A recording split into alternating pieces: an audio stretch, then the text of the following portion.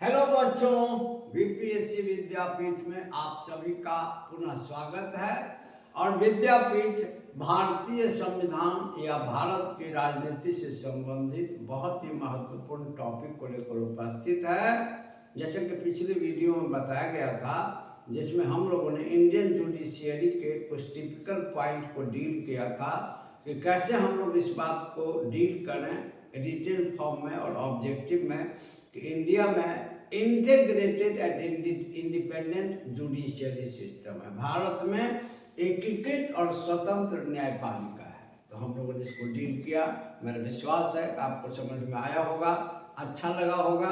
और आज इसी क्रम में, जैसा कि पिछले वीडियो में मैंने कहा था कि भारत में न्यायालय के स्तरीकरण या विभिन्न स्तर के बारे में हम लोग चर्चा करेंगे, क्योंकि हम सभी जानते हैं कि भारत में एकीकृत न्यायपालिका है। केवल न्यायिक सुविधा के लिए न्यायालय को विभिन्न स्तरों में बांटा गया है, अन्यथा सभी न्यायालय एक दूसरे से जुड़े हुए हैं।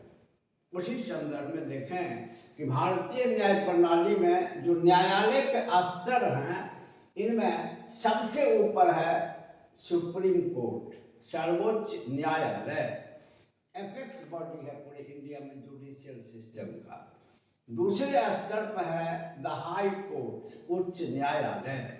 और इसके नीचे जो न्यायालय होता है उसे सबऑर्डिनेट या लोअर कोर्ट्स कहा जाता है।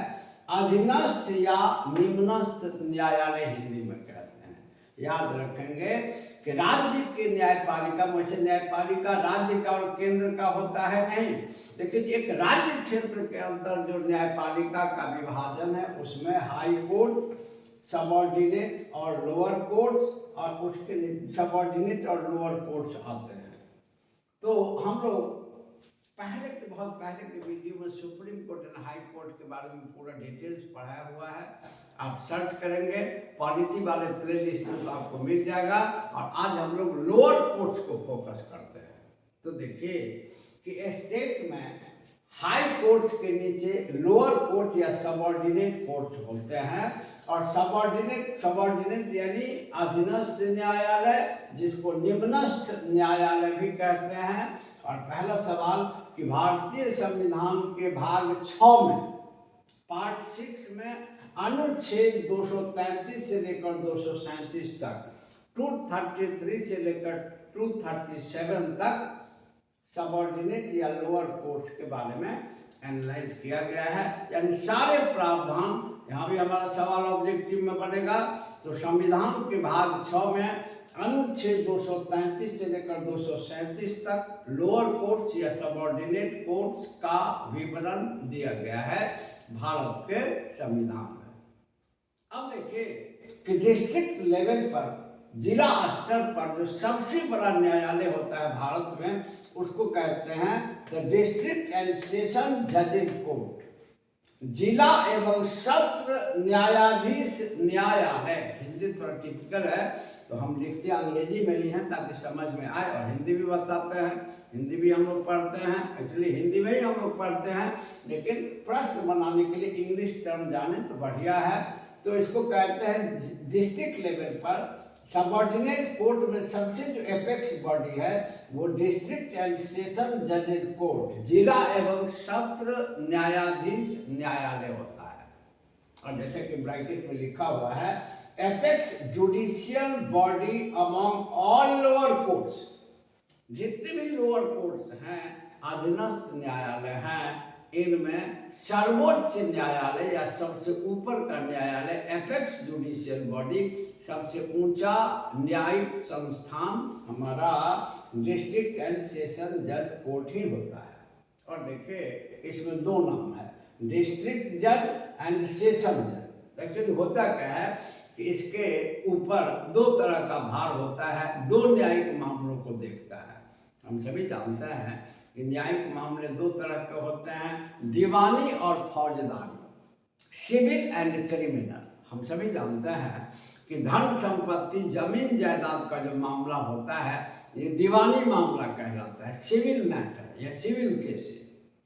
और खून खराबा, मारपीट का जो मामला होता है ये फौजदारी मामला कहलाता है, जिसको अंग्रेजी में कहते हैं क्रिमिनल केसेज या क्रिमिनल मैटर।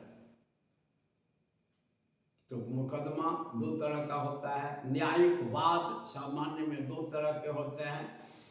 वैसे एक संवैधानिक वाद भी होता है, लेकिन इसका आम नागरिक से बहुत कम मतलब होता है। आम नागरिक से जो मतलब होता है वो दीवानी और फौजदारी। दीवानी सिविल मामला, धन संपत्ति का मामला, फौजदारी क्रिमिनल मामला, मारपीट या खून खराबा का मामला। और इस पदाधिकारी के पास दोनों अधिकार होता है और दोनों पर ये सुनवाई करता है, इसलिए इसके नाम में दो चीज है। जब यह सिविल मामलों की सुनवाई करता है, दीवानी मामलों की सुनवाई करता है, इसे डिस्ट्रिक्ट जज जिला न्यायाधीश कहा जाता है।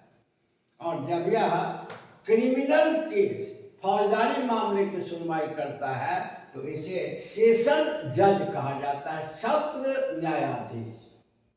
तो जब यह सिविल मामले दीवानी मामले की सुनवाई करता है तो इसे डिस्ट्रिक्ट जज जिला न्यायाधीश कहा जाता है। और जब यह फौजदारी मामले की सुनवाई करता है तो इसे फौजदारी मामले की सुनवाई करता है तो इसे सेशन जज सत्र न्यायाधीश कहा जाता है।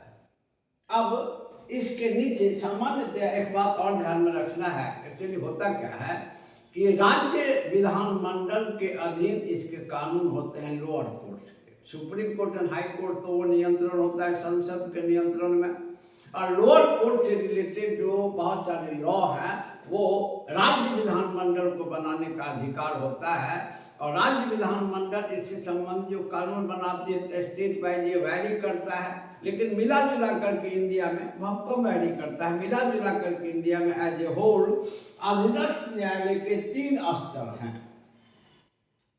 3 टियर्स हैं अधीनस्थ न्यायालय या लोअर कोर्ट, जिसमें सबसे पहला टियर है डिस्ट्रिक्ट एंड सेशन जज कोर्ट। यह डिस्ट्रिक्ट जज के रूप में सिविल मामले को देखता है और क्रिमिनल जज के रूप में सेशन जज के रूप में क्रिमिनल मामले को देखता है। और डिस्ट्रिक्ट जज के नीचे जो दूसरा स्तर है वो है सबऑर्डिनेट जज, अधीनस्थ न्यायाधीश कहलाता है। सिविल मामलों के साइड में डिस्ट्रिक्ट जज के नीचे सबऑर्डिनेट जज होता है और सबऑर्डिनेट जज के नीचे या सबसे नीचे भारतीय न्याय प्रणाली में सिविल मामला में कोर्ट ऑफ मुंसिफ यानी मुंसिफ का कोर्ट होता है। तो डिस्ट्रिक्ट जज, इसके नीचे सबऑर्डिनेट जज और सबसे नीचे कोर्ट ऑफ मुंसिफ। अगर हम क्रिमिनल मैटर की बात करें या सेशन जज की बात करें तो क्रिमिनल मैटर में सेशन जज के नीचे चीफ जुडिशियल मैजिस्ट्रेट, मुख्य न्यायिक दंडाधिकारी आते हैं और इनके नीचे जुडिशियल मैजिस्ट्रेट, न्यायिक दंडाधिकारी आते हैं। तो ध्यान रखें कि भारत में सामान्यतया अधीनस्थ न्यायालय के 3 स्तर हैं, 3 टियर हैं, जिनमें सबसे ऊपर डिस्ट्रिक्ट एंड सेशन जज कोर्ट होता है जो डिस्ट्रिक्ट लेवल का एपेक्स बॉडी होता है या सभी लोअर कोर्ट को ये कंट्रोल करता है। और ये भी ध्यान में रखें कि आप डिस्ट्रिक्ट एंड सेशन जज कोर्ट के अगेंस्ट में आप यहाँ अपील कर सकते हैं हाई कोर्ट में, है ना। और 3 स्तर का जो लोअर कोर्ट होता है उसमें सबसे पहला स्तर ये है। और सिविल साइड में जहाँ ये डिस्ट्रिक्ट जज कहलाता है इसके नीचे सबऑर्डिनेट जज होता है और सबसे नीचे कोर्ट ऑफ मुंसिफ होता है।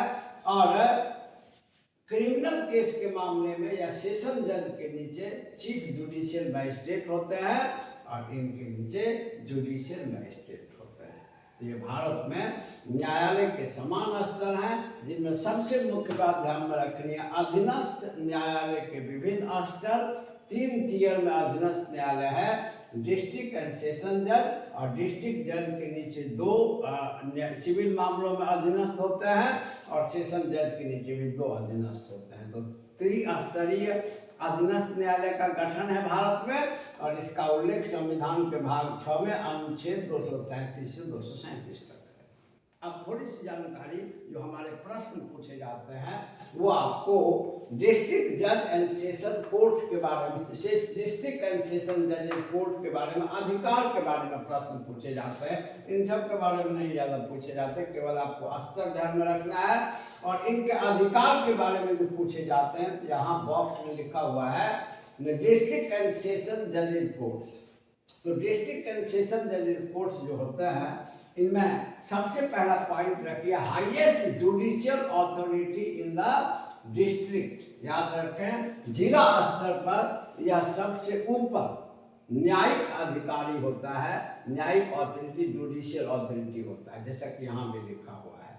इसके बाद has supervisory powers over all the subordinate courts. जैसे कि हम सभी जानते हैं कि जितने भी सबऑर्डिनेट कोर्ट हैं, सबके ऊपर यही होता है, डिस्ट्रिक्ट में एपेक्स बॉडी है।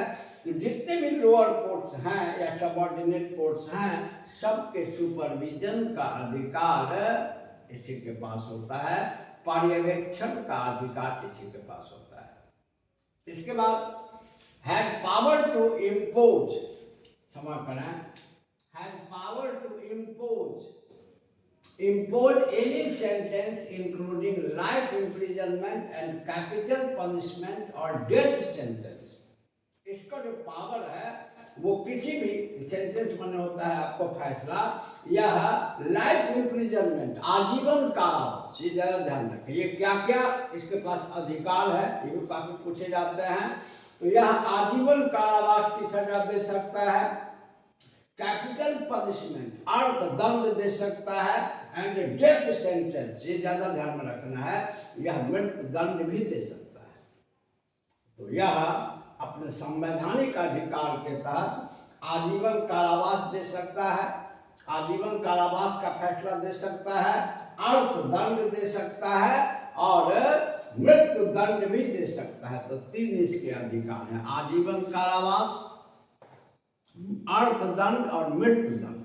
लेकिन एक बात में संविधान यहाँ बैरियर लगाता है, तो ध्यान में रखें कि जब ये अर्थदंड देता है तो लिखा हुआ है capital punishment is subject to confirmation by the high court. जब ये अर्थदंड देता है तो हाई कोर्ट में अपील करे या ना करे, इस दंड को जब तक हाई कोर्ट कंफर्म नहीं करेगा तब तक ये इम्प्लीमेंट नहीं होगा। तो इसके पास मुख्य रूप से 3-4 अधिकार हैं। यह सभी, ये डिस्ट्रिक्ट लेवल पर एपेक्स जुडिशियल बॉडी है, सभी लोअर कोर्ट को ये सुपरविजन में सुपरवाइज यही करता है, या सभी लोअर कोर्ट का सुपरविजन इसी के पास होता है। यह 3 तरह का दंड दे सकता है, यह आजीवन कारावास दे सकता है, यह अर्थ दंड दे सकता है, आर्थिक दंड दे सकता है, और यह मृत्यु दंड भी दे सकता है। लेकिन संविधान कहता है कि जब यह अर्थदंड देता है तो यह तभी लागू होगा जब अपील किया गया और नहीं किया गया। मृत्यु दंड के लिए फिर अपील करना पड़ेगा, लेकिन अर्थदंड की बात जब करें तो हाई कोर्ट में अपील किया जाए या नहीं किया जाए, हाई कोर्ट से कंफर्म होने के बाद ही यह लागू होगा। और जैसे कि हम लोगों ने पढ़ा है कि इसके किसी भी फैसले के विरुद्ध हाई कोर्ट में अपील का प्रावधान है। इसके बाद एक और बात ध्यान में रखें कि भारतीय न्याय प्रणाली में लोअर कोर्ट के समान स्तर हैं, लेकिन इनके अलावा इन सब मेट्रोपॉलिटन सिटी, जो मेट्रोज होते हैं, मेट्रोपॉलिटन सिटी होते हैं, वहाँ क्या होता है कि कुछ मेट्रोपॉलिटन में सिविल साइड में दीवानी मामला में सिटी सिविल कोर्ट्स का प्रावधान होता है, और फौजदारी मामला में क्रिमिनल साइड में कोर्ट्स ऑफ मेट्रोपॉलिटन मजिस्ट्रेट का प्रावधान होता है कुछ मेट्रोपॉलिटन सिटीज में। लेकिन सामान्यतया सभी राज्यों में, वैसे राज्य के विधानमंडल का के अधिकार क्षेत्र में आता है, तो लोअर कोर्ट्स के मामले में state to state rule and structure vary करते हैं, लेकिन मिला जुला करके भारत में अधीनस्थ न्यायालय के सामान्यतया 3 स्तर हैं। डिस्ट्रिक्ट जज सिविल साइड में, इसके नीचे सबऑर्डिनेट जज, इसके नीचे कोर्ट ऑफ मुंसिफ सबसे नीचे, और क्रिमिनल साइड में सेशन जज, इसके नीचे चीफ जुडिशियल मैजिस्ट्रेट, और सबसे नीचे जुडिशियल मैजिस्ट्रेट। मेरा विश्वास है कि आपको ये समझ में आया होगा, ये आपके लिए उपयोगी सिद्ध होगा। और अगर विद्यापीठ की पढ़ाई आपके लिए उपयोगी सिद्ध हो रहा हो तो आप चैनल को सब्सक्राइब जरूर करें, अपने मित्रों को इसके बारे में ज़रूर बताएं, वीडियो को लाइक और शेयर जरूर करें जैसा कि आप करते हैं। और फिर इसी प्रकार की सामग्री को लेकर आपके समक्ष विद्यापीठ उपस्थित होगा। तब तक के लिए धन्यवाद।